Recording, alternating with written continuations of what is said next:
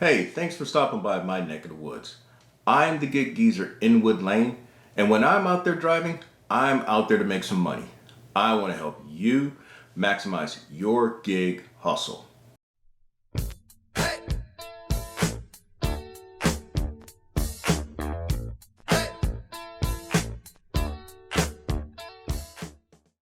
It is Wednesday, December 1st. It is the start to another month. In the car business, as we used to say, you go from hero to zero, and that's where we are at a big fat zero. But moving right along, I hope that your month of November was successful, and I hope that your recent holiday was enjoyable. This segment of the Gig Geezer is going to cover a couple of items. The first is about my decision to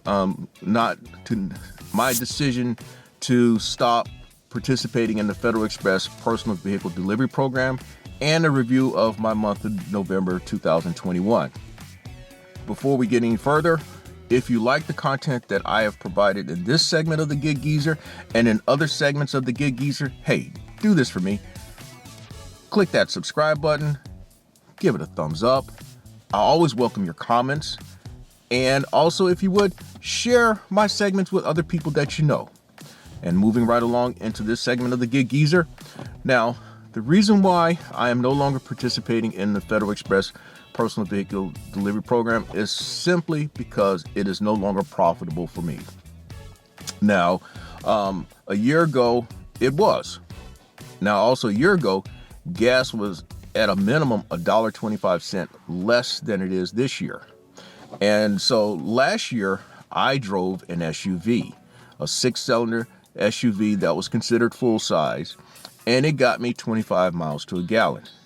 This year, I'm driving an 8-cylinder pickup truck, and it gets me about 20 miles to a gallon. It also takes, if I were to actually fill it up, about $90 to $95 to fill it up, whereas this time last year, it took me anywhere between $35 and $40 to fill up that SUV. Now, I also made $120 a day last year. And if I only had to spend $30 at a minimum a day, or $30 whenever I would fill up the tank, let's just say $35, that was $85 that I cleared. Well, this year I made anywhere between $130 and $140 a day with Federal Express, but I was putting in $50 whenever I would a tank, and so I was clearing anywhere between $80 and $90, but that $80 and $90 just didn't make any sense, and I think you see where I'm going with that. Now, breaking it down further, my personal situation changed as well. Last year, I lived in Lexington County, which is where all the routes were with the subcontractor whom I dealt with Federal Express. This year, I live in Richland County. Now, what does that mean? Since most of you are not in South Carolina. Okay. The Federal Express warehouse is in Richland County. From where I'm at making this segment of the Gig Geezer, I am about 15 minutes away from that warehouse. Last year, living in Lexington County, almost as you're leaving Lexington County and going into another county, I had to drive 45 minutes to the warehouse. And that was covering a distance of about 25 miles. Now, basically, I'm driving the same amount of miles and all, but it's just the way they're driven and how they make sense and how they actually, and the reality of it. Now, as I mentioned, last year I drove 45 minutes to the warehouse. So that meant I drove 25 miles down to the warehouse and then come all the way back out to Lexington County and complete the route. Now, when I finished the route, just about invariably 90% of the time, I was within 15 minutes of where I lived. So once I got closer to the end of the route, I knew that I was heading home. Well, this year, okay, so I drive 15 minutes to the warehouse, but then I got to drive another 20 to 25 miles out to the first stop that I would make on the route. In fact, when I would do my routes, I had to do them in the reverse order so that I was heading back to Richland County once I was done. Now, altogether, I had to put in some miles before I even started the route. Now, of course, when I got finished, it was driving about 30 minutes home. So it just didn't make any sense anymore to do the Federal Express program. That's just pretty much the way it boiled down to. Now, what I think about the Federal Express program, I think it's a far better opportunity than the Amazon Flex program. I think by and large, it's going to be based on whom you're dealing with as far as the subcontractor, but the people whom I dealt with, they were good folk to deal with. I've got nothing bad to say. In fact, if it were to make sense again, I would be out there doing those routes on Friday, Saturday, and Sunday. One other thing about my decision with no longer participating in the Federal Express personal delivery program, as it is, given gas prices and all, and the feasibility of doing things, I feel that I can accomplish more on one tank of gas working the apps of DoorDash, GrubHub, Uber Eats, Instacart, Bite Squad, and most recently Roadie than doing Federal Express. In fact, there are times when I was out there en route, my vehicle was averaging about 12 miles to a gallon, which to me is like the gas mileage of an M1 Abrams tank. And so, that stuff weighs on your mind when you're out there. When I had the SUV, sometimes it would dip down to about 18, 16 miles to a gallon. And then, once you start driving, no longer making a gazillion stops, you're back up to the 25 miles to a gallon. So last month, the Gig Geezer made $6,082.48. Let's just say $6,082. Didn't have to round up like I did last month, where I made $5,982. And that includes my time doing Federal Express. On those numbers alone, the $6,082 was my third best month of 2021. As I mentioned last month, my top 2 months were March, in which I made over $6,500, and in May, in which I made over $6,100. And if I were to average things out this year, the Gig Geezer has been averaging in upwards of $5,800 a month, working primarily these food delivery apps. Now, altogether, when I include all my 1099 money, I'm averaging well over $6,000 a month. I'm actually around $6,500 a month. But that's not the purpose of this segment of the Gig Geezer. Now, a question might be, what is my strategy? How in the world do I make this money? Now, as I've shared in many other segments, a lot of this depends on your market and the number of apps that you work. In my market here in South Carolina, I feel I have to work multiple apps in order to put myself in a position to find the best offer that I can get at that moment. In another market, you may only have to work 1 or 2 apps. And if you have to work 1 or 2 apps, hey, I'm glad for you. But in simple business terms, it's always good to diversify your options.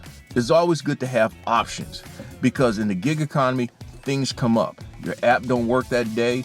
You may deal with a temporary suspension. You may deal with a deactivation. It could be that nothing's happening that day on that app. I know that many times in the course of a day, I don't see anything on some apps. And so I am glad that I have other options.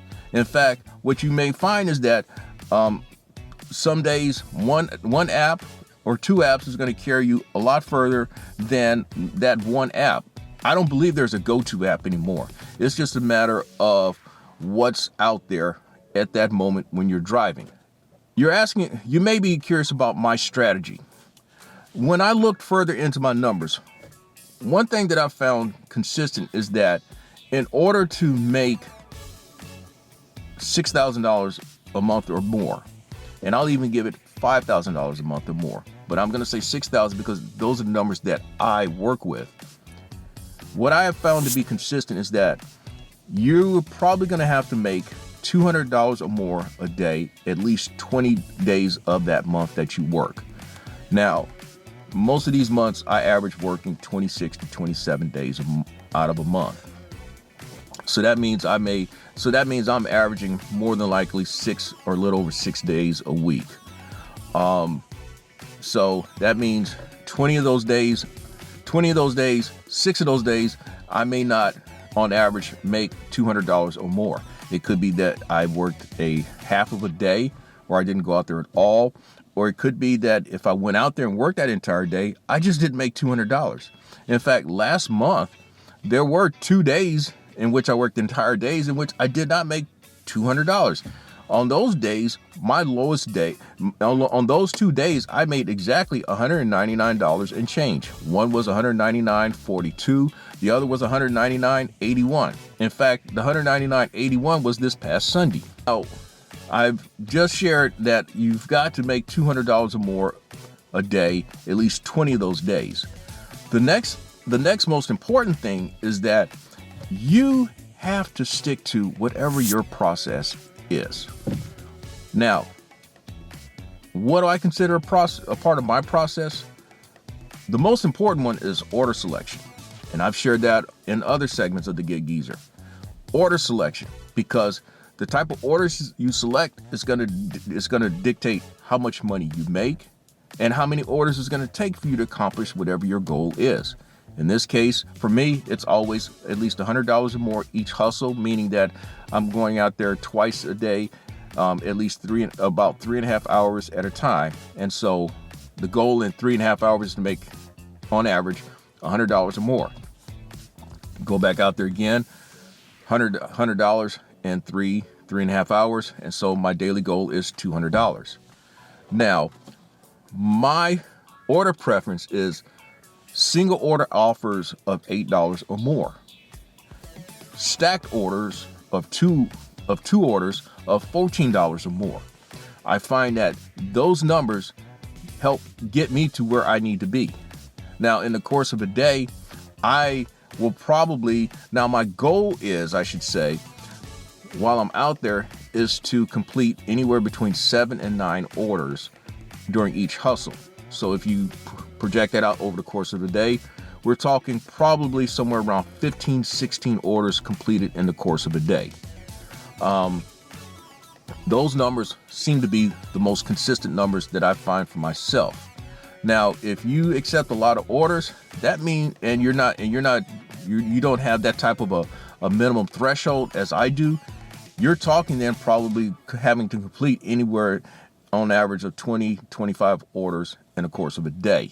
That also means you're probably working a lot more hours. I'm putting in on average about 7 hours a day. You probably then, if you're talking those 20, 25 orders, you're probably talking anywhere between 8 and 10 hours a day. Now, the other thing is you have to ask yourself, what places do you normally accept orders? Now, the Gig Geezer has his categories. Now, the places that I see a lot of people on their channels speak of accepting orders from, like your McDonald's, your Bojangles, at least in this market, Burger King, Wendy's, Chick-fil-A. Those places for the Gig Geezer are 95% or more declines. The Gig Geezer tries his best to stay away from those places. The money has to be very compelling for the Gig Geezer to accept those orders, or things really have to be very slow in order for the Gig Geezer to accept those orders. The other thing is the type of restaurants. I've heard people talk of your sit-down restaurants where people are going to pay a pretty penny. Now, in my market, you have your Ruth Chris Steakhouse, you have Outback, you have Carrabba's, you have Sushiana, you have M Vista. I'm not going to accept orders of $8 from those type of places. I'm not even going to accept orders of $9 from those places unless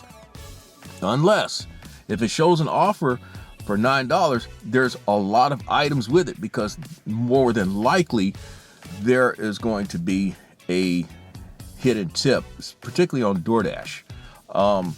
In fact, that's the app that I'm talking about. Now on Bite Squad, what you see is what you're going to get. On Bite Squad, those orders are largely driven by the customer tips. In fact, at least 2/3 of the money that you're going to make comes from customer tips on that app. GrubHub, what you see is what you're going to get. Uber Eats, there's a potential of seeing a higher tip or a lower tip. So you have to kind of feel that out. Typically, the orders that I accept are $8 or more for single orders, $14 or more for stacked orders, double orders. Another part of my process is, are you listening to your instincts? I learned this in gambling or hustling and other forms of hustling, but particularly when I used to play poker. The poker champions often said that your instincts are correct 80% of the time. And I find that to be true, even when you're out here doing this gig hustle. Your instincts may say you need to work this part of town as opposed to this part of town today. Follow your instincts. Your instincts may say you may need to accept this order. And I'm going to give you a good example of that.